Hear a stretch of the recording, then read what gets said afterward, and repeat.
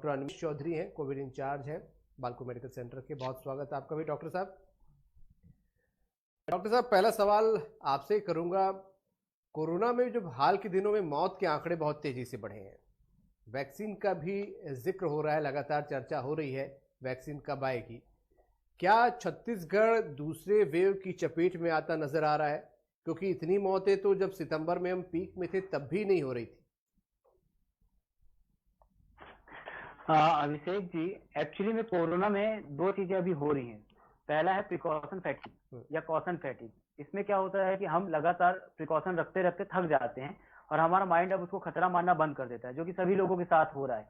तो हम अब मास्क पहनना बंद कर रहे हैं, शादियों का और फेस्टिवल का सीजन है जिसके कारण लोग आपस में मिलते जा रहे हैं। और दूसरा दिक्कत होती है हैप्पी हाइपोक्सिया। हैप्पी हाइपोक्सिया का मतलब होता है कि आपका ऑक्सीजन लेवल कम होता है पर आपको कुछ नहीं आता। कई बार हमने अभी जो ऑब्जर्व किया है, खासकर अभी जो सेकेंड वेव में मैंने ऑब्जर्व किया है कि लोगों को इवन बुखार भी नहीं आ रहा है और जस्ट उनका ऑक्सीजन लेवल कम हो जा रहा है। किसी कारणवश वो हॉस्पिटल गए या कभी शॉक में उन्होंने जस्ट ऑक्सीजन प्रोब अपने हाथ में लगाया और देखा कि ऑक्सीजन लेवल 85-90 तक आ गया है। तो इसमें दिक्कत ये आ रही है कि जब उनका ऑक्सीजन लेवल कम होता है तो उनको लगता है शायद मशीन खराब है, क्योंकि हमको तो कोई लक्षण नहीं है, और वो वेट करते हैं। कई बार उनको लगता है कि जैसा कि बहुत सारे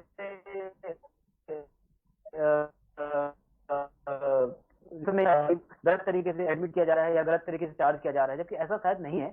पर लोग उससे भी डरते हैं कि हमारा ऑक्सीजन लेवल कम आए, अगर हम टेस्ट कराएंगे तो फिर अगेन हमको कुछ गलत तरीके से चार्ज कर दिया जाएगा। ये दोनों चीजें लोगों को लेट हॉस्पिटल पहुंचा रही है, जिसके कारण दिक्कत आ रहा है।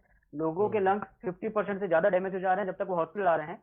और मैं फिर से कहना चाहूंगा कि आपके लंग डैमेज होते जा रहे हैं, आपका ऑक्सीजन लेवल कम होता है पर आपको कोई लक्षण नहीं आएंगे, जिसको हम हैप्पी हाइपोक्सिया बोलते हैं। तो हैप्पी हाइपोक्सिया और प्रिकॉशन फैटिग, ये दोनों कारण लोगों को देर से जांच करवाने पे और देर से अस्पताल आने में प्रेरित कर रहे हैं, जिससे कि दिक्कत बढ़ रही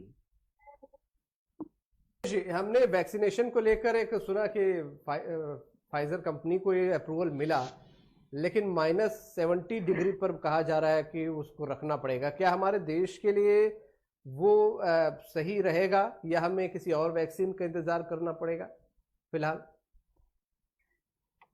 अभिषेक जी, बहुत ही अच्छा प्रश्न उठाया है आपने। और ये चर्चा में सुन रहा था, इस चर्चा में मैंने भी यही सोचा कि वैक्सीन आती है, कब आती है, क्या आती है, उससे ज्यादा इंपॉर्टेंट है कि उस वैक्सीन को हम कैसे ट्रांसपोर्ट करते हैं। आपने उठाया -70 डिग्री में फाइजर की वैक्सीन को रखना है, हालांकि ट्रांसपोर्ट करना है -70 डिग्री में। उसके लिए क्या बोलते हैं, आपको लिक्विड नाइट्रोजन या फिर ड्राई आइस में आप उसको रखना चाहेंगे। और जिस हिसाब से चाहे राज्य सरकार हो चाहे केंद्र सरकार हो, उन्होंने ये कोविड का समय जो जिस तरह से हमने देखा है कि प्रशासन कुछ भी कर सकता है अगर करना चाहे तो वो ट्रांसपोर्ट उतना बड़ा मुद्दा नहीं रहेगा। मुद्दा रहेगा कि जब हम उसको डिस्ट्रीब्यूट करेंगे तो उस समय फाइजर की वैक्सीन को भी 2 से 5 डिग्री में रखना है।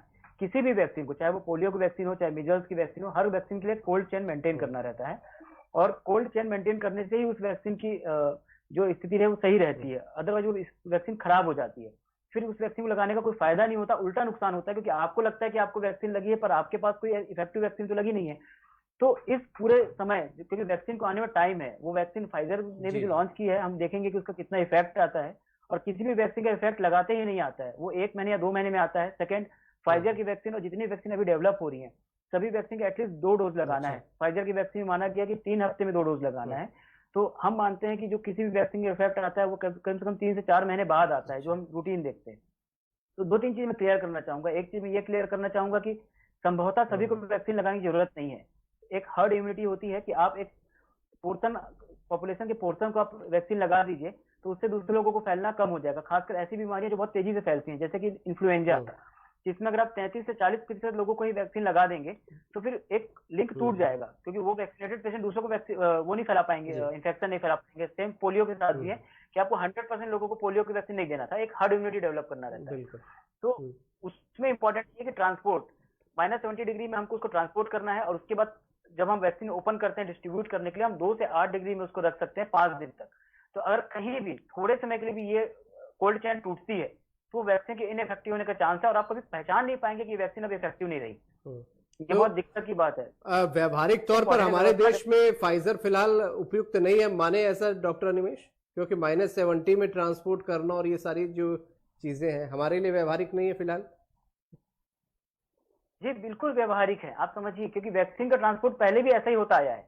सिर्फ फाइजर की वैक्सीन ही जो इतने लो टेम्परेचर पे मेंटेन होती है, बहुत सारी वैक्सीन जो रहती हैं वो लो टेम्परेचर पे ही मेंटेन होती हैं, खासकर वायरल वैक्सीन। जो वैक्सीन होती है वायरस की, वो कई होती है, लाइव वैक्सीन होती है, लाइव एटेन्यूएटेड वैक्सीन होती है और किल्ड वैक्सीन होती है। तो लाइव वैक्सीन को बहुत लो टेम्परेचर पे मेंटेन करना पड़ता है ताकि वायरस जिंदा रहे, जी और उसको फिर एक नॉर्मल टेम्परेचर पे लाके, मतलब लेस देन 10 डिग्री ठीक टेम्परेचर में ठीक रख के ठीक फिर उसको हम लगाते, तो पहले भी इसको ठीक मेंटेन किए डॉक्टर हैं, वही साहब, कोल्ड बहुत चेन अहम मेंटेन करने जानकारी के लिए आपने यहाँ पर दी है। मैं बहुत। आपको रोक रहा हूँ बीच में क्योंकि समय मेरे पास आज इतना ही है। बहुत अहम जानकारी आपने यहाँ पर दी है कि वैक्सीन ये हमारे यहाँ पॉसिबल है, प्रशासन चाहे, सरकार चाहे तो कुछ भी हो सकता है। बहरहाल बहुत शुक्रिया आप सभी का इस चर्चा में शामिल होने के लिए।